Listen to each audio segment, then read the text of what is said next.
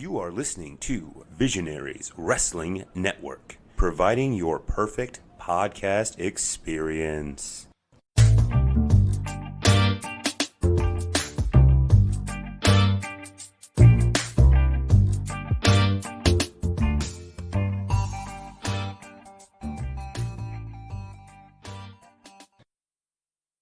Alright, this is the MGB review of Primetime Pro Wrestling, hashtag Butch vs. Gore from March 7th, 2020 at DC BRAU. Today is actually March 18th. This might be the last wrestling match we'll go to for quite a while, Mason. A lot of matches have been cancelled. Since we left this, we thought we were going to be going to ones the next weekend. They all got cancelled. Flying V just announced they've been cancelled for March 21st. I think the only thing that hasn't been cancelled is, at this point, UEW, which is on April 25th. So that's still over a month away, but they actually did cancel their pizza buffet they talked about, because they were going to have a pizza buffet with the wrestlers. I think that might be a get-together of more than 10 people. I think that was this weekend, so I think they made the right decision. You go to the supermarket, more than 10 people. But it's also a much bigger area, and you're not touching, but you're not sat right next to them either, I'm hoping. If you go to the supermarket, I'm hoping you're in a separate area. I still go to baseball practice. Well, you did, and I don't necessarily think that was a good idea either, but it was less than 10 people. Alright, so this one, like I said, we missed the last few because we've had tickets to other events, so we're excited to go to this one. I really wanted to see Effy. And when I realised we were going to miss him on the, I think it was the 5th event, I was like, oh, what, really?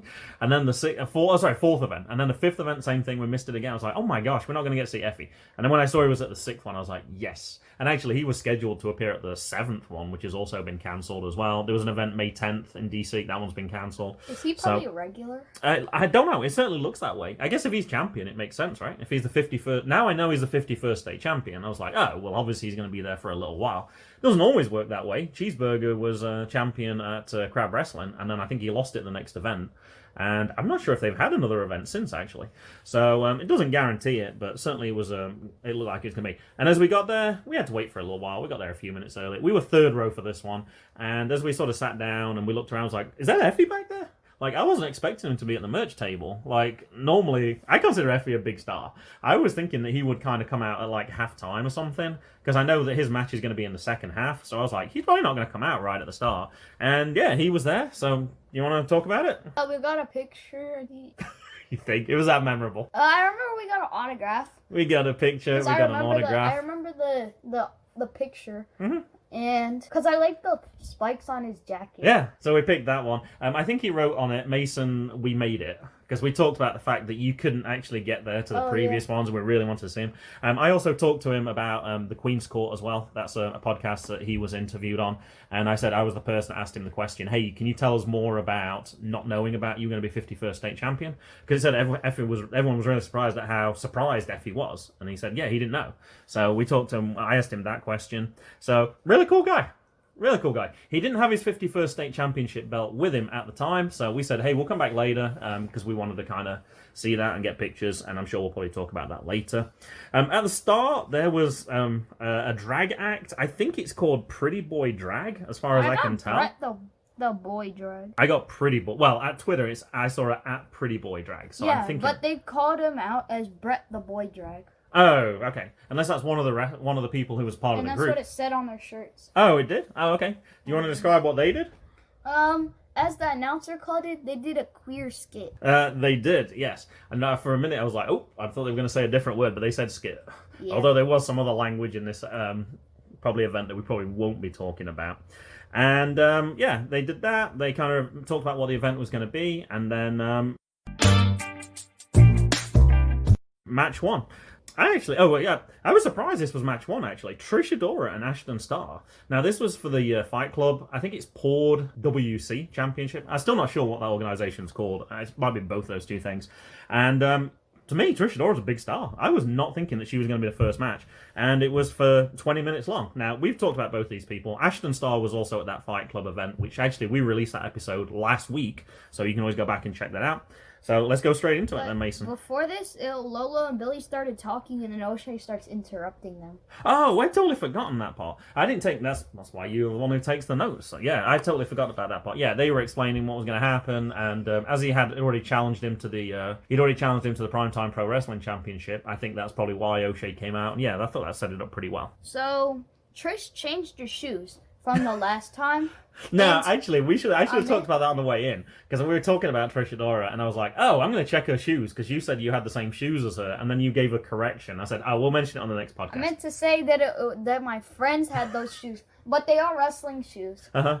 And she definitely Because I wanted those shoes, but they were a little too expensive. Uh-huh. But she changed her shoes. Yeah. So it wasn't the same ones anyway. I think they were like Vans or something like that. Yeah, it looked just like a casual shoe rather than a wrestling shoe. Because I was ready to take a picture, and I was going to take a picture of your shoes, and that's when we found out that, oh, perhaps you didn't quite speak as you meant to last time. Over the Rope, Half Canadian Destroyer by Ashton. And Ashton, he forks, not let go of... like he's going for the handshake, and then he doesn't let go. And then Trish Adora comes out on top of that. And Trish gets Starrs in a rocking chair, which is kind of like you pull the arms back, and then you have the legs up, and then you... So not a literal rocking chair, then. A rocking chair, and then you sit on top of them. Uh-huh. And it's more like a bobsled. Okay. And he rolls over for a kick out and Trish wins with the rocking chair because he taps out. Okay. I remember the match was over 10 minutes because I know they were like 10 minutes in, 10 minutes to go. A few things on Twitter. At Trish Adora 202. Thank you so much at Primetime Pro. It's always an honor. # Sunflower retains. At It's Actually John. And still, you're at Pord_WC champion at Trish Adora. If you want to start a show off hot, give them Trish versus Ashton as a star. # Butch versus Gore. And I thought about that afterwards. I was like, they kind of do that actually on the WWE events, I think. Like on the pre-show, they often put the 205 Live guys up there who are really high energy, and it like gets you build up for the actual main event, So for that reason as well, I was like, okay, that makes sense. I can see why they put them up first. At AEW Dude 1990. Trish Adora 202 and Ashton as a star put on a great match. Respect to you both. And there was a lot of very positive comments coming from that one. Match 2 was Dani Jordan versus Roni Nicole. Now, this one was only 10 minutes, which I thought was kind of strange. If you have a 20-minute match and you go to a 10-minute match, normally it's kind of like the other way around, so that was a little strange to me. Now, I didn't know who Dani Jordan was ahead of time for this one, so I did go and look up a few things about her. She stated in an interview she appeared in the 2007 film reboot of Baywatch starring WWE's The Rock. Now, actually, I managed to find that interview. It was on YouTube. It was Women's Pro Wrestling Network. And it was after 1 year of being in the business, and it was 18 months ago. So she's been wrestling about 2.5 years ago. So she talked about she was just an extra in the film. So because I looked on IMDb to see if Dani Jordan was there or whatever, if that's a real name or anything, couldn't find out. But then it said on the video she was just an extra in that one. She's inspired by mixed martial artists such as Ronda Rousey and others, who made headlines entering professional wrestling. And as a fan, she stated her favorites include Shawn Michaels. And she's also worked for Diamond Dallas Page in the DDP yoga business, it said. Now, I was pausing for a second there because I was like, what's this? She has a different name. Her last name is Jean Tet, or that's what I've got written down here, unless I spelt that wrong. I'm not sure. I noticed during the interview, she has a tattoo on her arm, and I was trying to keep pausing the video and try to read the tattoo, but the quality of the video wasn't good enough. Anyway, there was some bonus material, and it did actually explain what it was. Whatever the problem, be part of the solution. Don't just sit around raising questions and pointing out obstacles. And that's a quote from the comedian Tina Fey. At Dani Jordan on Twitter before this, I've got 30 minutes of sleep in the last 2 days, but let's go. My debut at Primetime Pro Wrestling, and don't forget, we are streaming live on at Indie Wrestling, and I forgot to mention that at the start for this one. All right, Mason, go ahead, talk about this match. So Roni does an up and down stinky face, and this actually reminded me of when Tara Calloway and Brittany, I forgot her Blake. name. Yeah, Brittany Blake were having a feud. Yeah. Roni crushes Dani with a standing leg drop, and Roni just stares down Dani, and Roni misses the standing leg drop to turn the tables. Then 3 strong clotheslines by Dani, but Roni wins by a second rope jump. Yeah, there was a big mismatch in terms of size for this one. Now, I don't think you recognize Roni Nicole. I've seen her at Infinite Pro Wrestling, and that must have been the one when... Because you missed a lot of those. I know I went one to myself, and I went one with just Jackson. So I recognized her from that one, so I know I'd talked about her on that before. I love Dani Jordan's burn book gimmick as well. Now, I couldn't remember that was from the Mean Girls film, but the fact that people were talking about her being mean, I kind of put 2 and 2 together. I think that film's 20 years old now, so I'm going to guess it's one that you haven't seen. And I kind of joked with people online. I put At MGB Graham, did Dani Jordan just bring her homework into the ring? Now, I knew it wasn't her homework. That was pretty obvious. Anyway, and she said, just for being ignorant, you're going in it. And because MGB is not a real name. Yes. So technically I'm in Dani Jordan's bird book, which I thought was pretty funny. From Twitter, at Queerosaurus, at Dani Jordan was today years old when she died. That was part of the commentary. Oh, I meant to say who the commentators were at the start. The commentators were Jason Heat as normal, and also at Eric_Shorey. A lot of very positive comments about Eric and Jordan online. Not surprisingly, I know those guys have done a good job before. What else do I have on here? At Primetime Pro, was so proud, just so beeping proud. We love you so much, more soon. That was in response to Dani Jordan. I want to go back already. I was like, so she had a good time there. At Glittericious, that's Roni Nicole. Y'all, I met hella people I only kind of knew about at Butch vs. Gore at Primetime Pro last night. And now know better and cannot wait to see again. Hashtag Franz. I think that's friends. I'm trying to interpret. The intersectionality of the entire show and night brought so many uniquely connected people together. Believe the hype. Literally 3 days after this, I started watching NWA Squared Circle episode 2. I don't know if you know what that is, Mason. It's like a tryout show for people who are trying to get onto NWA. NWA is based in Atlanta. Dani Jordan's based in Atlanta. Episode 2, Dani Jordan. And she had the exact same gimmick. She had the burn book there and everything. She went down really well. She lost the match, but there is a vote, like, do you think this person should get another try or whatever? And she had by far more yeses than actually the person who won had yeses. So her character came across really well. Somebody I was very impressed with, for sure. And we'll probably talk more at the intermission. Alright, match 3, Killian McMurphy versus Angelus Layne. And I've made it, although I didn't take notes, I made sure I put this one in. I called the intro. I was like, is that Killian McMurphy's intro? And normally you're the expert on these, and you're like, I don't know, I don't think so. And then Killian McMurphy came out. So I actually called an intro on one of these. I thought it was the Grammy Scots. Similar. The Gaelic thing is kind of very similar in terms of their music that they have, so I could see why you'd call that. At Angelus Layne, I think this is on Twitter. Yes, her bio says, professional wrestler, newly repaired neck owner, I'll most likely haunt you when I die. So we thought Angelus Layne had retired, and then when she came back, I was kind of wondering, like, what happened? So I guess that's why originally she retired then. She'd obviously had a serious neck injury. Probably thought that was it, and quite a few other people have had those types of injuries. Paige, Edge is back now, but it took him nearly 10 years. Daniel Bryan, but he was out for, I think, 3.5 years. My Christian wrestling figure, who has like a hole in his neck, so when you tilt its neck on the side, you can see the little plastic thing pop out. Also, as they walk in, it's actually John again. You know how everyone sings Judas, but then boos Jericho? That's how I'm with screaming Shooter and booing at the Shooter KM. That's Killian McMurphy. He's a great heel. We talked about this on Fight Club, how good of a heel he is. And same thing again. I think he's one of those heels you just want to boo. He's just somebody you want to boo. All right, talk to us, Mason. Mark Adam Haggerty was with... All right, I got to correct you on that one. That sounds like every time I hear you say that, I think of the drink Ovaltine. It's not teen, it's tea. Haggerty. Haggerty? Yeah, it's not Haggertine. I think later we might talk about how you thought somebody was the kaiju as well. I meant to say kaiju. That's all right. We'll figure it out as we go along. By the third year, we'll be experts at this. All right. Was with Ariela Nix and Logan Black. Hold on, you're in the totally wrong match. That's match 4. Oh. I wondered why you were talking about Mark Adam Haggerty. I was like, I'm sure he's not in this match. Oops. But I read the wrong line.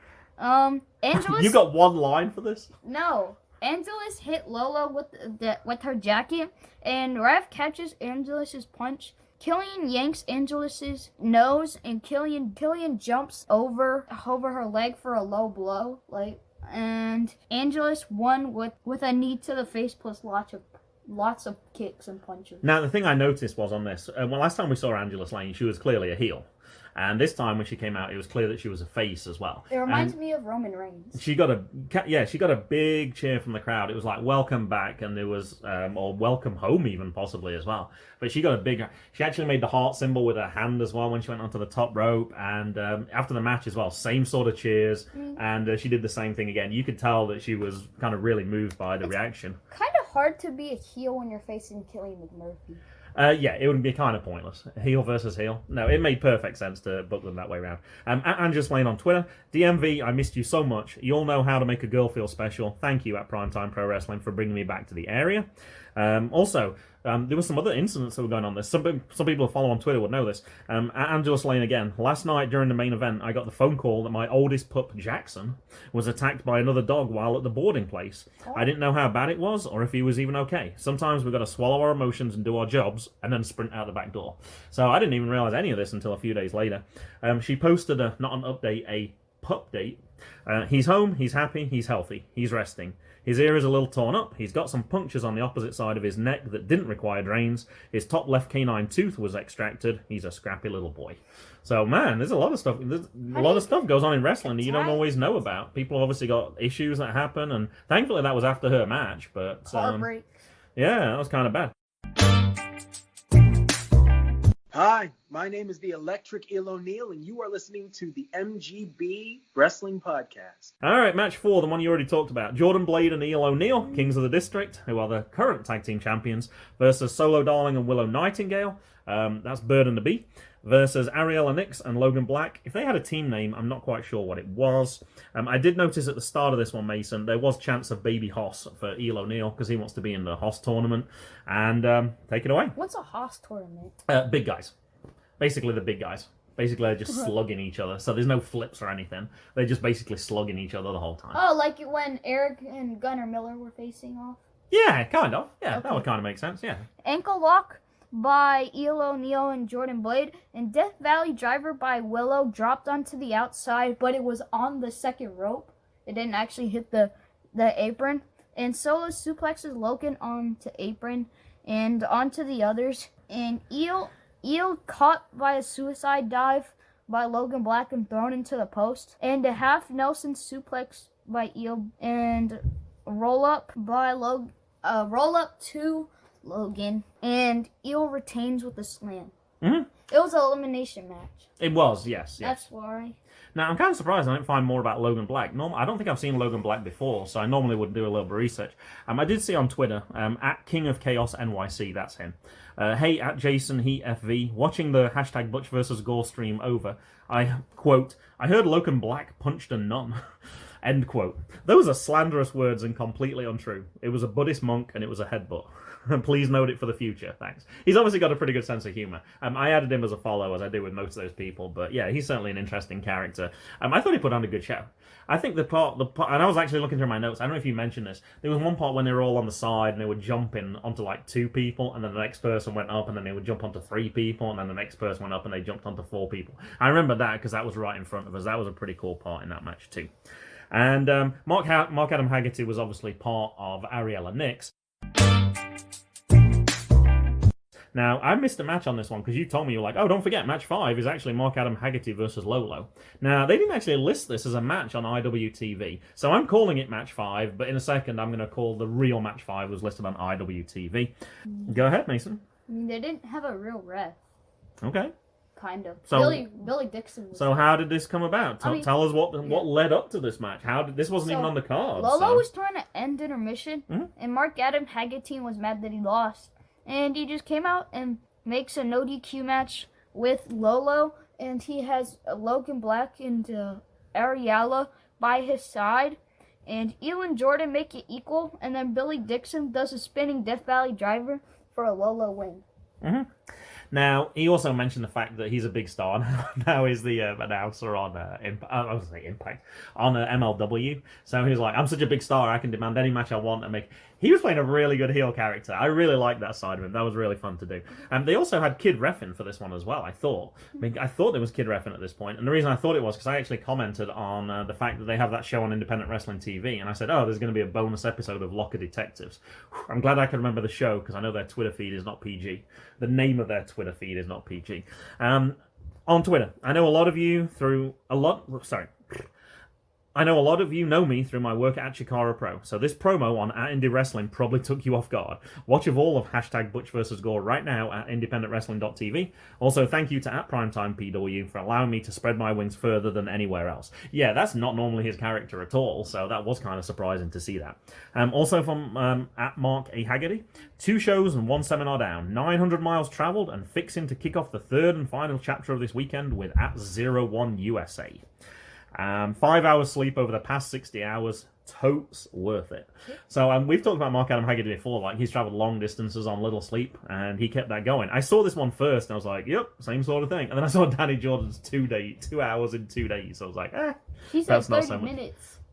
You said 30 minutes in 2 days. Oh, is that what I said? I knew it was even less than that. I couldn't remember.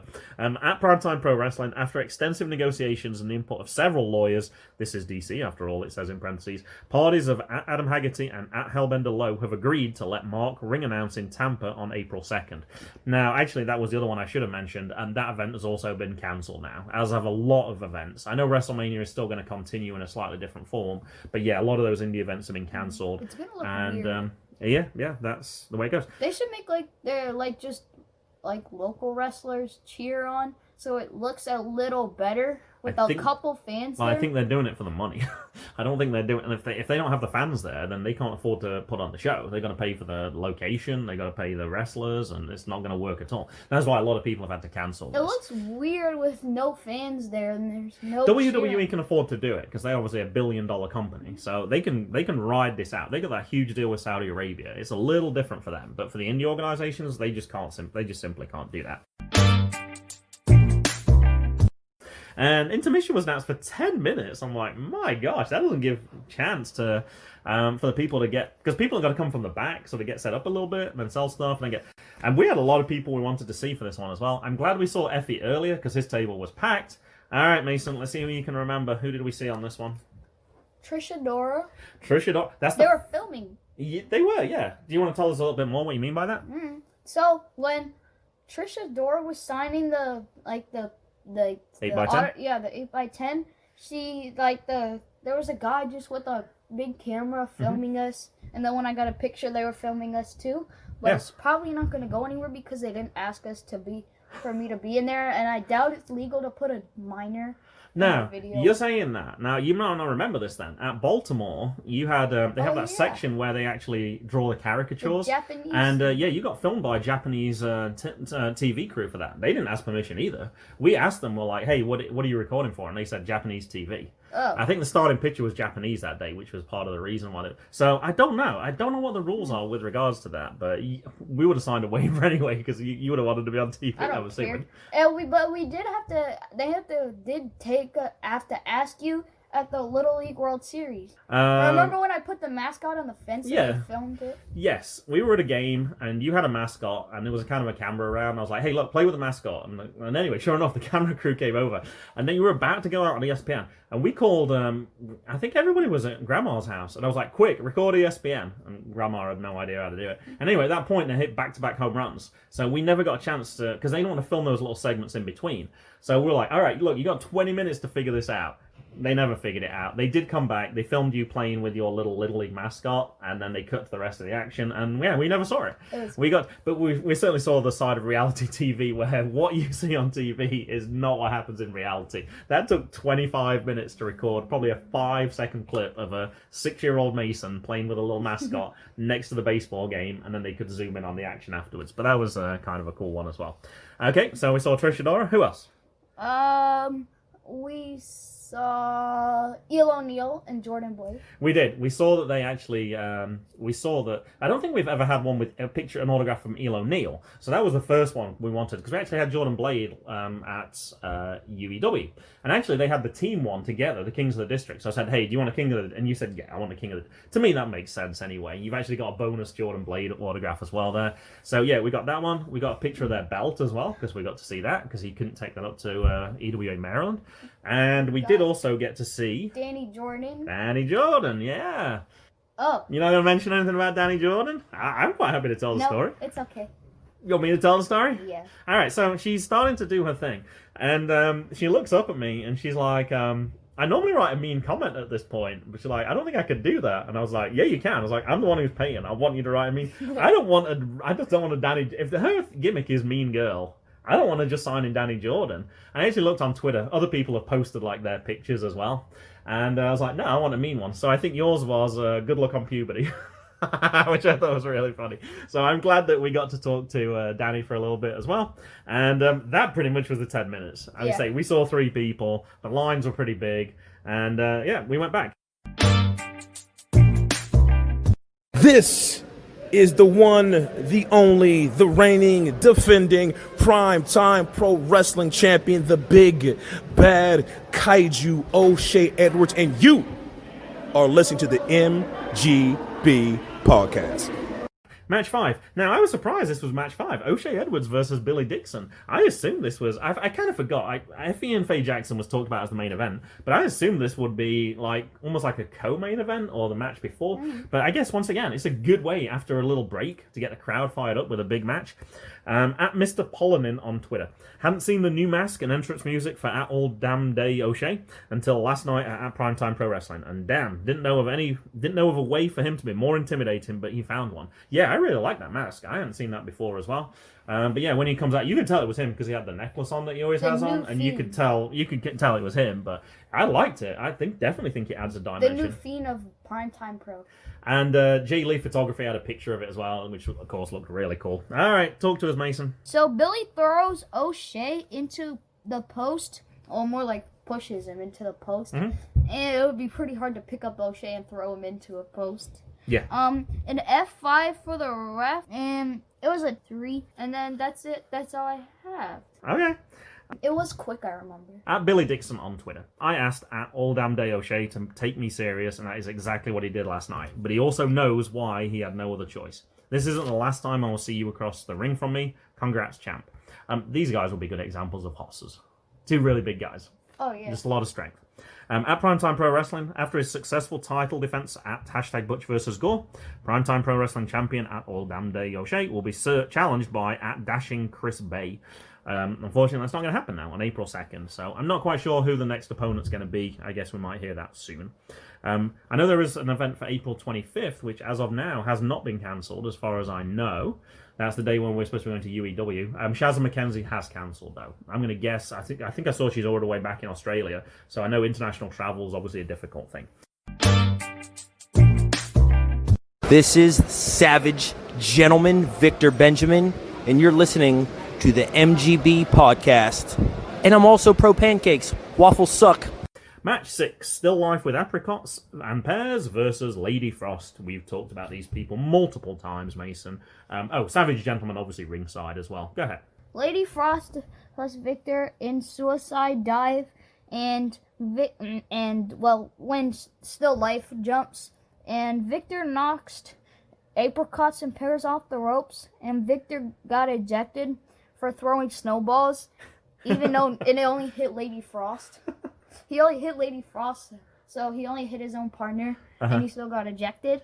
And it must have been a foreign object. Then Apricots and Pears does a missile drop kick off the top rope for the win. Okay. At Real Savage Gentleman on Twitter, when you save your wife and honor Kobe at the same time, #NowThatSavage. That refers to the point when Apricots and Steel was on the ropes. He knocked him off, and he was walking around the ring like he'd made his shot like Kobe does, with like the arm to it. That was I got a shot of him doing that as well. I thought that looked pretty cool. He always gets involved in matches, even when he's not in a match. Like, you can't help but watch what he does. Even if the main focus is not on him, you kind of want to watch him as well, because there's always something good going on with him. I really like that side of his character, that he's not just standing there, he's actually doing something that makes you want to watch. Match 7 was an elimination match featuring Russell Rogue, Erica Lee, MV Young, AC Mack, Devon Monroe, Jared Evans, and Kareen Mink. That was the name that I wrote down on your sheet. Russell Rogue was funny. I got one thing. Russell Rogue came out first, and his intro was, "Oops, I Did It Again" by Britney Spears. And then they played some of the other entrances as they came through. And there was another person. I'm not sure if it was Devon Monroe, but he had the same introduction. It was that "Oops, I Did It Again" by Britney Spears, which was kind of funny. I don't know. There was a lot of people on here. It was the first time I'd seen. Kareen Mink. Now I don't know if that's the order they came in or not. That was the other lady. I got Devin. There was one more man that I didn't get, I think, or two. I got MV Young, Yep. Devin Monroe, Jared Evans. Jared Evans. AC Yes, Mack. that was him. He appeared on a different show that we watched. I forgot what organization it was on, but we watched it with Matt. Oh, he appeared on the. Did he appear on the Elo Neal quarantine thing? Yeah, Oh, Jared Evans was on that. yeah. Oh, I guess I told He him. was the one with the black pants and the gloves on. Oh, if that happened, I totally and missed that. defaced, I don't remember. I don't remember, and we didn't actually. We were kind of chatting with Matt rather than actually taking notes for this one, so it was kind of a slightly different event. I remember it's on the thing. I remember Jared won. Okay, all right. Now I don't actually have anything for this except for afterwards, so go ahead. Corrine, right? Yep. I didn't get her name. Clotheslines, Cutler, two different people. Oh, a clothesline cutter, not cutter. I was gonna say cutter. there is a wrestler Like called that. he did a clothesline Uh-huh. and then a cutter at the same time. Because we talked about Jay Cutler before, because he's from where is he? He's from what is it? Santa Claus, Indiana, or something? I remember talking. And then you mixed it up with the Dolphins. Random Cutler, I don't know, but Jake yeah, Cutler and Brandon Cutler. Yeah. something like that. All right. Devin, he's thrown to the outside, and No Name, which must be Jared, jumped off MV Young's back to the outside, Yeah. and Russell attacked to the crossface, and Kareem eliminates the guy. I don't know his name. Bomb by a blue bomb. And Russell shakes Devin so his dingo goes onto the buckle. At least it wasn't his mouth. And there was a 3-layer super duper plex. And MV eliminated by No Name. Because actually, there was a guy who came out and they didn't announce his name. That's why I called him No Name. Oh, okay. I remember that now. And No Name does... Well, he came back out. Wasn't that Russell Rogue? Didn't he get eliminated and then he came back out and interfered? No, I thought that was Russell Rogue. Oh, okay. No Name does a lumbar check. AC steals the pin on... Yeah, Erica Lee. Oh my gosh. I can't read MGB it. favorite Erica Lee. No, Nice. I meant I can't read my notes because I have to write so fast because there's so much going in the ring because there's 7 people Yeah. and the match was only it was a 20-minute time limit Yeah. for a 7-person elimination Yeah. match. I remember people saying that at the start. They're like, 20 minutes? Oh, and I forgot before, I didn't write it down, but AC Mack made Lolo hold up 2 belts for 10 minutes. He did. I totally forgot about that for his promo. He was not happy about being involved in this match because he said the rest of the people were newcomers. He's the champion down at Action Wrestling. Erica Lee's not a newcomer. She was making a debut at Primetime Pro Wrestling. But she's been wrestling for 2 years. She has. But with AC Mack having 2 title belts, though, and it's their sister organization, kind of. He felt he was being disrespected. Obviously, that's his character, and that was the... Yeah. it was so funny. mad that I forgot to bring my AC Mack card. I think I have one. I got one from the... You gave me the independent wrestling cards for my birthday. Yeah, I got you 90 cards. It was 30 a month, and I got you 3 months worth. Yeah. And we didn't know. I said ahead of time, we'll have to look through to see that. That just reminded me of one thing I didn't write down on here. I saw Lolo post on Twitter as well.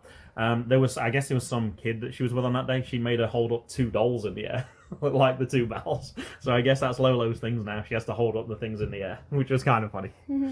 And she must be a ref now so she can hold the people's arms up in the air.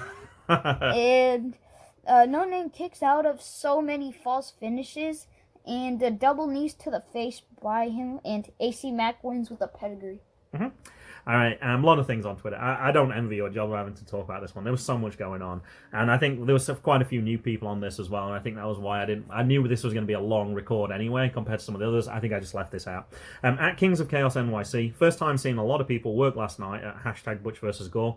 At It's Russell Rogue and at the Devin Monroe were hella impressive. Go out of your way to check them out. At It's Russell Rogue, thank you for your kind words. Regardless of whether we are friend or foe, at the Devin Monroe and I are committed to changing the Dawn game. He didn't say Dawn, though. At the Billy Dixon, can confirm that at next year's Butch vs. Gore, we will have the Britney Spears Open Invitational, where everyone in the match will enter one of her bops. The politicking of this match has been more cutthroat and fierce than anything. Hogan tried in his prime, loves it, tee-hee. This match is going to have more participants than the beeping Greatest Royal Rumble. He actually didn't put Hogan. He actually put H Starr GAN. But I figured it was that. At Glittericious, that was Roni Nicole. Already booked. Song already selected. Choreo already memorized. At Britney Spears, I will pay homage, Queen. Isn't she the one who sings Ronda Rousey's theme song? No. And after this one... That's Joan Jett. After this one as well, AC Mack won the match, and like I said, he wasn't happy. And he said, I want a match against O Shay, because he's the champion, AC Mack's champion of action. Yeah. And the crowd immediately start chanting, O Shay's gonna kill you, O Shay's gonna kill. It was really good. I liked that one. There was an announcement of tickets at this point. It said pre-sales for the 25th, talk to me or Lolo. Lolo shaking her head and just pointing at Gator like, I don't know anything about this. Go talk to Gator instead. And match 9, the main event, Faye Jackson versus Effy. I did write Effy's theme was an Elton John song, and I meant to check it out so I could add it to our playlist, and I totally forgot to do that. So after we finish recording, I need to do that. We've talked about both of these people multiple times, so I don't know how you're going to do this. We talked about this, I posted on, as I was researching, I was like, there's a lot of things in this that perhaps weren't PG. I was like, I don't know how you're going to include them on a PG podcast. And I think you asked on a few as well. All right, the stage is yours, Mason. Give us the PG interpretation of Faye Jackson versus Effy. Effy hands over the belt and he says, it's okay, I'm going to get it back anyway. And Effy can't get the waist lock around Faye Jackson, and she puts her behind Effy's face. And it spilled spilled outside into the barricades, and Faye dances. I thought you were going to say her backside spilled into the outside. Okay. And Faye dances provocatively. There you go. There's a PG phrase. I don't know. I think I gave. Yeah, you gave it to me. You were the one who. Well, you wrote it down. Good job. You listened to me. I like it. Wow. You told me to say it, but I had no clue how to include that into the podcast. And there was a dingo throw off the top rope to Effy, and a dingo grabs submission, and Effy retains with a roll up angle. And Angelus comes out and stared down Faye. Whew. I think we got through it. We're not going to get cough the airways. What's poppin', baby? It's the new classic of professional wrestling, Billy Dixon, and you are listening to the MGB Wrestling Podcast. Now, after this one, that was the final match. Everyone started to leave. We actually hung around because we got to interview O Shay Edwards. We asked him. We got you into. I think he was trying to get 3,000 followers. You're the 3,000th follower. I use your account. I cheekily asked him, as you got 3,000 followers, could we possibly get an interview? And he graciously said yes. So yeah, we'd arranged. We said we can do it before, afterwards. And he said, hey, that's fine. So we waited until after the event. People were still going up actually and doing merch afterwards as well. Probably because they only had 10 minutes, and there was a lot of cool people that people actually wanted to go talk to. There was a lot of people who'd never been to a wrestling match at these events as well, and having seen some of the people in the second half, not surprisingly, wanted to go talk to them. So we waited for a little bit. We saw O Shay. We said, hey, we're good. We can see everyone's still there. We'll come talk to you in a little bit. And we just kind of hung around and watch. We got to see the ring being took down, and there was still a lot of people there, even 30 minutes later, which I don't think normally happens on those. And then O Shay disappeared, and we're like, oh, his table's gone. They packed his whole table away. And we're like, did O Shay leave? Anyway, we figured he's probably just gone and we'll come back later. We saw Billy Dixon. We got a picture of him with his Chocolate City belt. Oh, that's because cool we wanted belt. that. And we've actually got a bump as well, which you'll have heard earlier in this episode. We then talked to Savage Gentleman as well, asked him if we could get a bump from him as well, which he did. We got a picture of all the people with the belt except Effy wasn't in it. Oh yeah, right at the end there was we got some a special photographs. Yeah, we got some really cool photographs. They were doing official ones, and we were there, so we just took a picture. We got a picture of Effy's belt. We got a picture of Effy's belt. Yeah, he kind of walked off to the back because we were going to ask him, is it okay? And I was like, he obviously doesn't mind if he just left it there. And we asked him earlier, and he said it was fine. So we took a picture of the belt, so we got that. And we asked Savage Gentleman, we've seen O Shay, and he said, oh, let me just call him. And he just went to voicemail. So we're like, we'll just wait around a little bit longer. And yeah, pretty much nobody was left at this time. They were putting all the chairs away. And yeah, O Shay came back out. And we found a place to sit in the corner. Just as we sat down near here where his table was, you could hear like the brewery. It suddenly got really loud. So we went to the far corner and we started the interview. We played part of that interview actually on the Fight Club Pro episode. I asked him a question about Trish Adora. So I thought that was relevant for that episode. So I played that there. But certainly after the conclusion of this, we'll play the whole interview so you can hear that as well. at Independent Wrestling TV. Oh, sorry, at Indie Wrestling.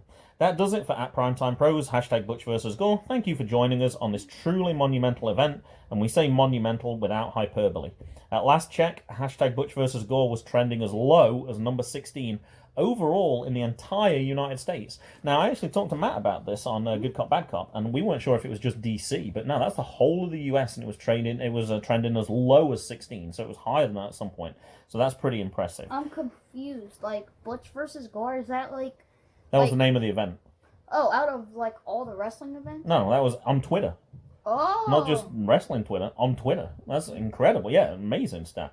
Lolo on Twitter, keep remembering this happened and holy beep. At classic_AED, what a fantastic show. Hashtag Butch vs. Gore trended tonight and was an amazing event from top to bottom. Primetime Pro Wrestling continues to raise the bar for indie pro wrestling in DC and now for the nation.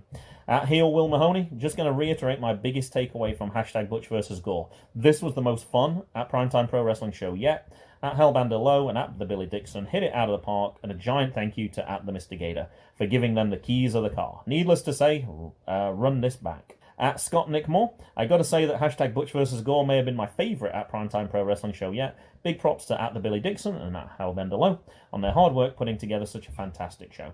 At Holy Jose 2391, I'm so happy for at Hellbender Low and at the Billy Dixon. You two put on a heck of a show and showed why wrestling is for everyone. At Primetime Pro Wrestling is something special in the Grappital region.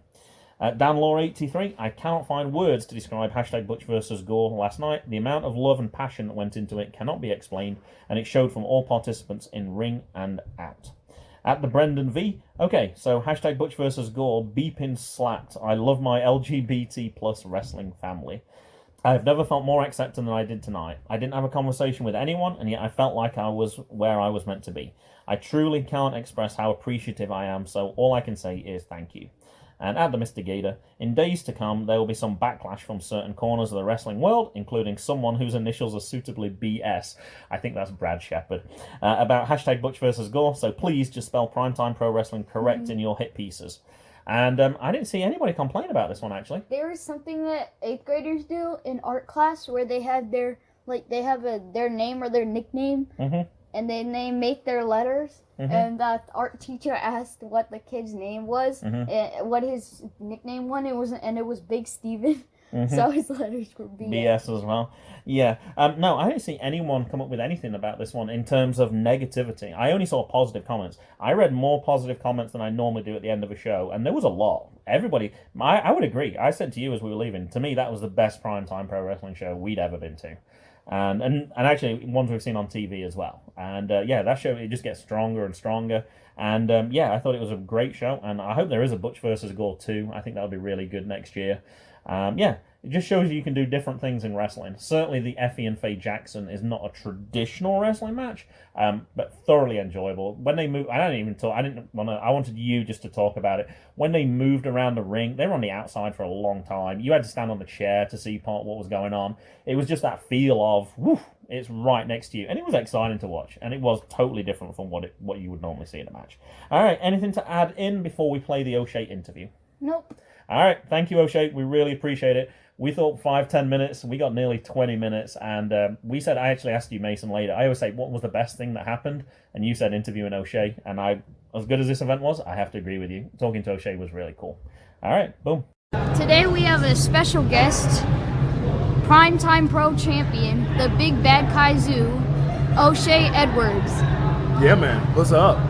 What's happening? All right, you're leading this off, Mason. Go ahead. How did you get your nickname Big Bad Kaizu? Well, so kaiju is actually a Japanese movie genre. Like Godzilla and all that good stuff. And in Japanese they're called kaijus. And so everyone always calls themselves like a monster. He's like, I'm a monster or whatever. Well, I'm bigger than a monster. I'm all of them. So I call myself the Big Bad Kaiju. I call myself the king of kaijus because it's one thing to be a kaiju. It's another thing to be the king of all of them. So, and it kind of stuck, and then we've been kind of rocking and rolling with it ever since. Have you ever had any injuries? None that have kept me out of the ring.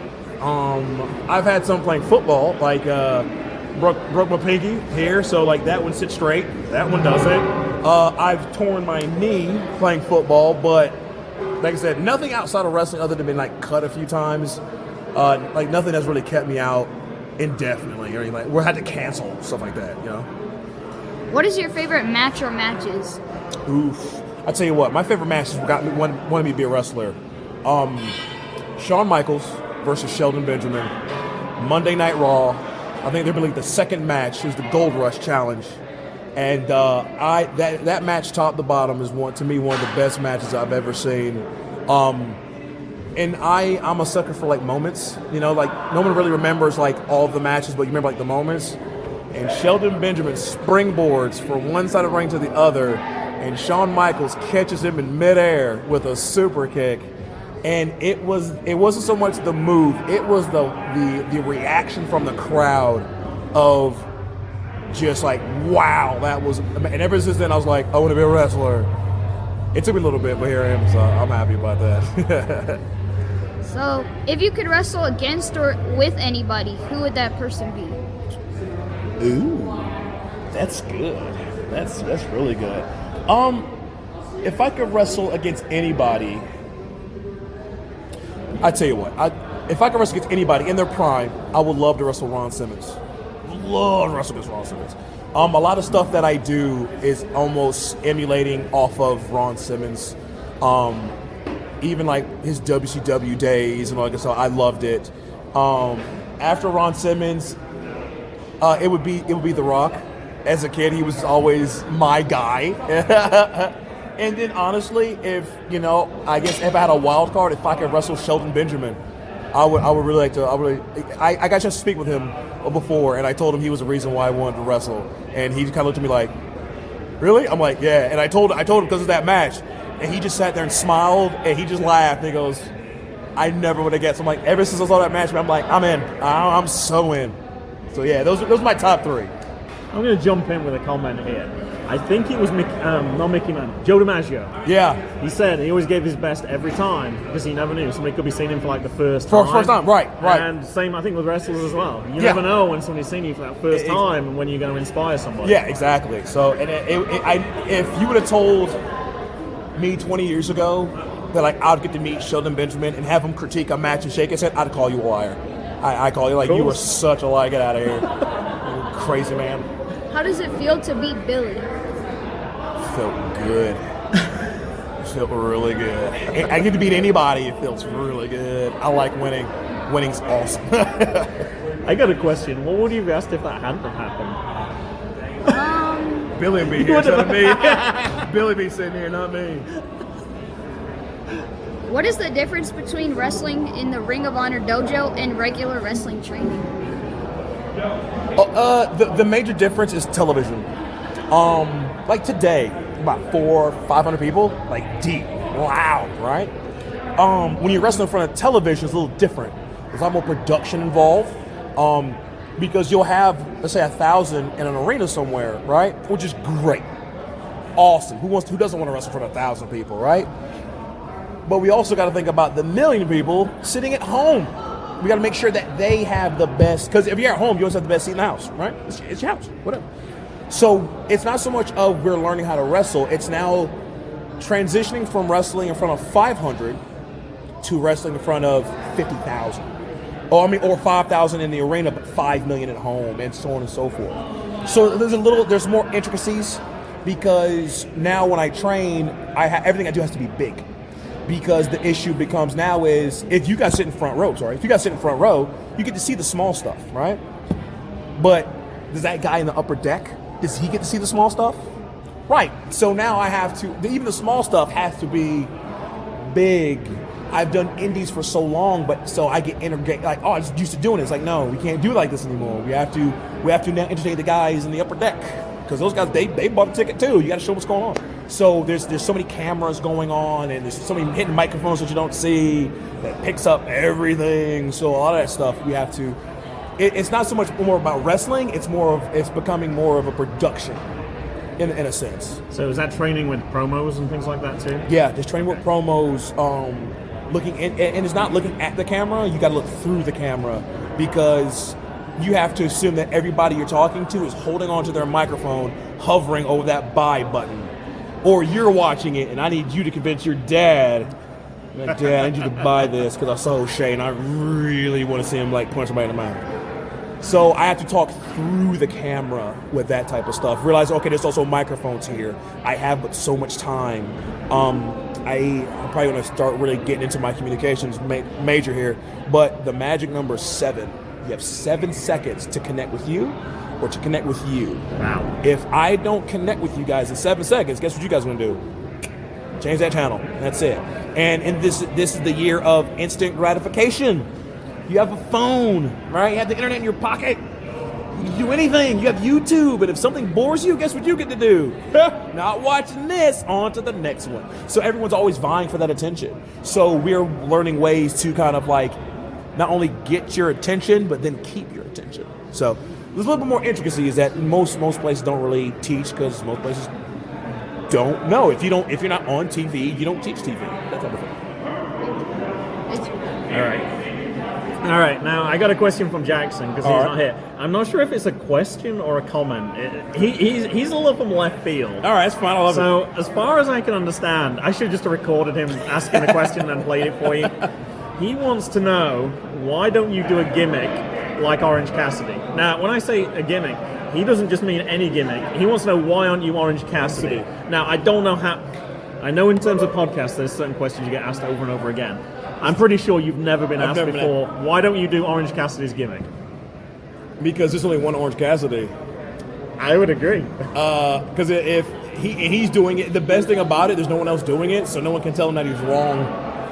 Because if I did Orange Cassidy, guess what? It's like, you're not doing it right. That guy does it better than me. And I'm like, yeah, this is silly. Not doing this. I wanted to lead off from that, though. Yeah. Have you had any other gimmicks? Because since the time we've seen you, it's been pretty similar character. We've seen you for like 2 years now. Yeah. So I started off with the silver tongue just because I could just talk really well. But eventually I had to get to a point to where, okay, what can I do if I don't get the opportunity to talk? So I just have to be big, I have to be bad.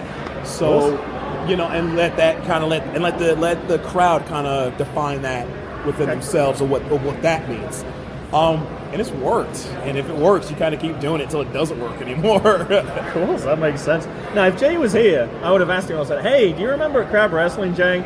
When we were front row, there was no barricades. And I almost crashed into him. And you said, I've never put the brakes on so quick. So hard in my life. I was going to ask then, most nervous you've been in a wrestling ring or the most dangerous? I don't know how to phrase it. Nervous, dangerous, crazy position you've been in? Oh. You know where I'm going now, right? Yeah, the most craziest position I've ever been in was for the Scenic City, and I took a Canadian Destroyer off the top rope. I've never been more scared in my entire life, but it happened so fast that when it was over, I was like, that was awesome. I don't want to do it again, but that was awesome. I don't think moments get much bigger than that. No. I think you've already... no, yeah. Now, I'm not sure where I saw this. I'm not sure. I know I was looking back recently. I think it was a Washington Post article. Okay. I think you talked about the fact that you being able to wrestle is in part because of your wife. Yes. Can you tell us a little bit more about that? Yeah, so my wife is my biggest supporter, hands down. She knows what a man I am, and if I want to go do something, I'm going to go do it. And so for her, it's like either I can support him and let him go do it, or I cannot go support him. He's going to go do it anyway.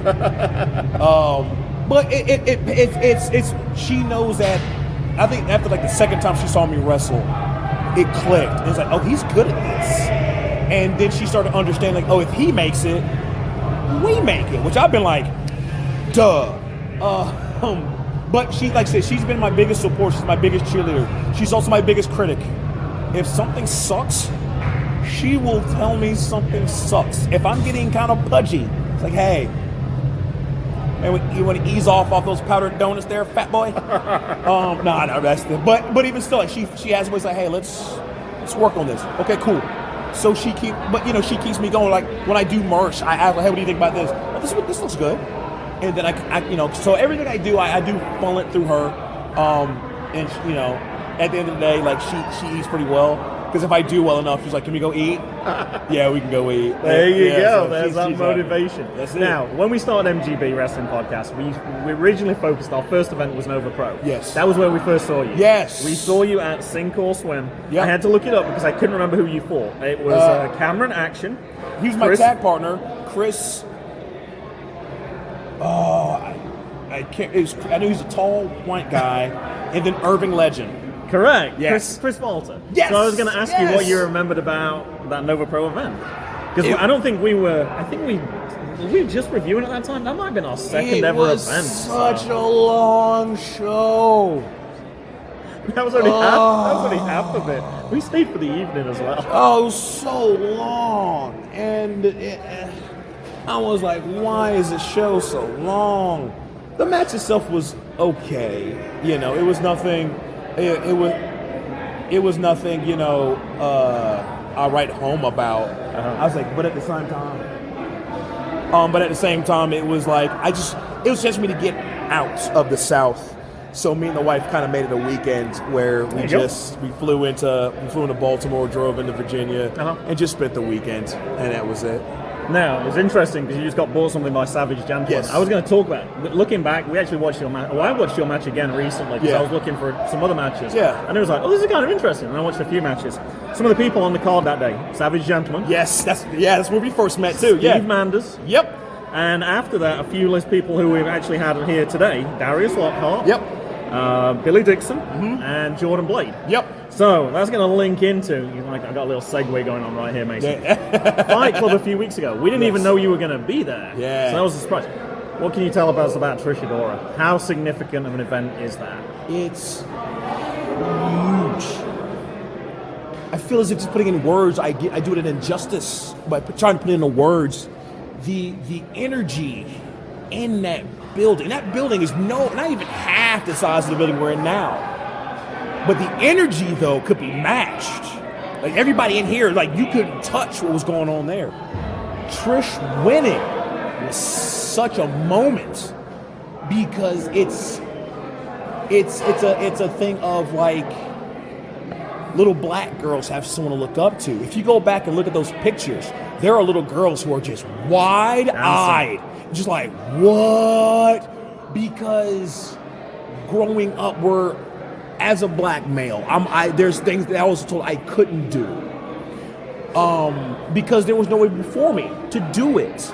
Sometimes the hardest thing we have to do as human beings is forge a trail that no one's never done before. It's one of the hardest things that you'll ever have to do because there's no roadmap, there's no work. You have to do that work. And because of that is why it's so hard. That's the reason why so many people quit, because it's hard.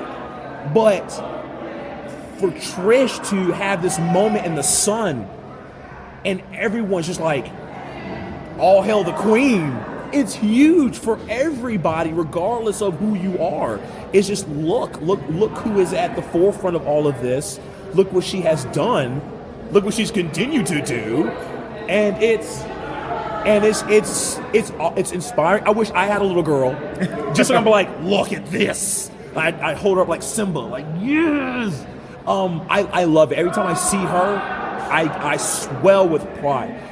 It has nothing to do with me at all, but I just see it. I'm like, yes. It's such a great feeling. Even just from a wrestling perspective, I told her today that last 5 minutes of that event holds up with anything I've ever seen anywhere. And everybody was on their feet and against that ring. And we saw you all come out and then hit in the ring afterwards. The fans were going crazy. It was real. It was all real, amazing. man. Yeah, it was amazing. All right, last question. Last genuine question. Yeah.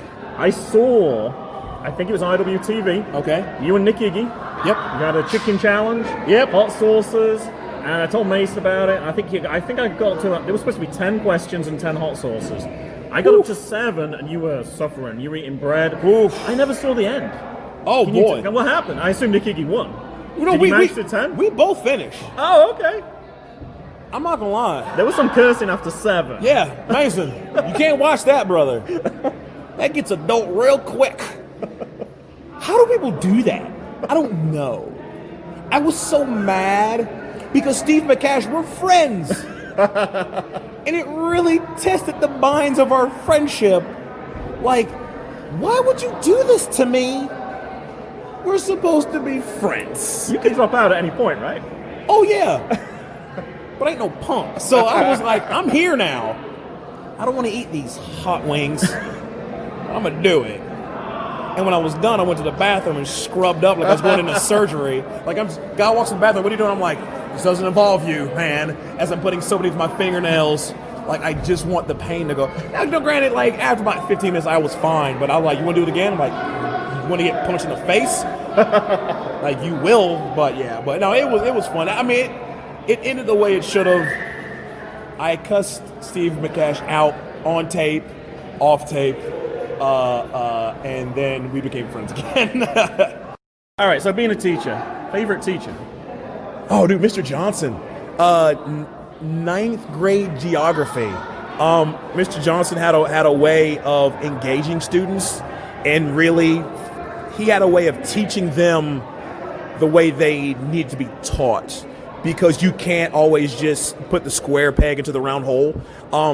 I thrived in his class, and I always have my heart for Mr. Johnson, ninth grade geography. This is what I'm hoping. I'm hoping we're going to get some positive. And everybody I talk to, when you think about it, there's normally that one person. Yeah, I always remember Mr. Johnson. I thought it made sense for that one. Yeah. What was your favorite subject in school?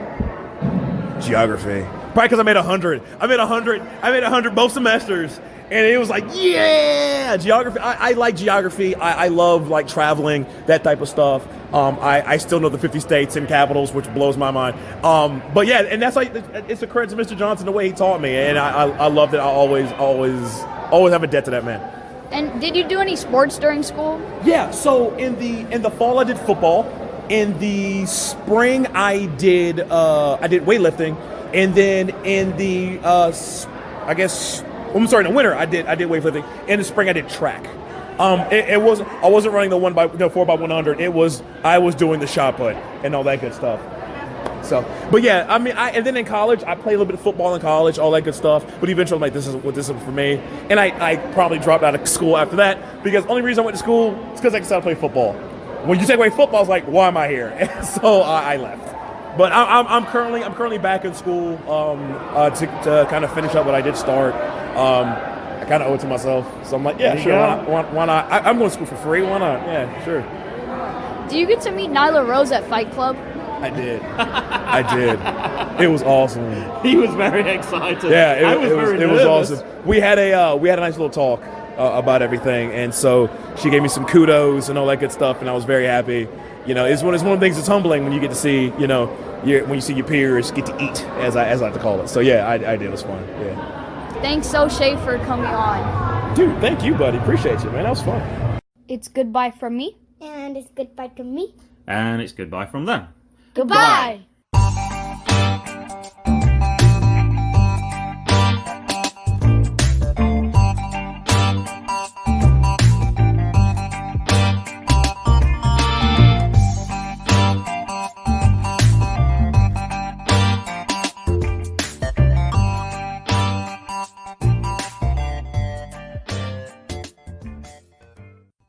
The music was Zigzag by Kevin MacLeod at Incompetech.com. Licensed under Creative Commons by Attribution 3.0.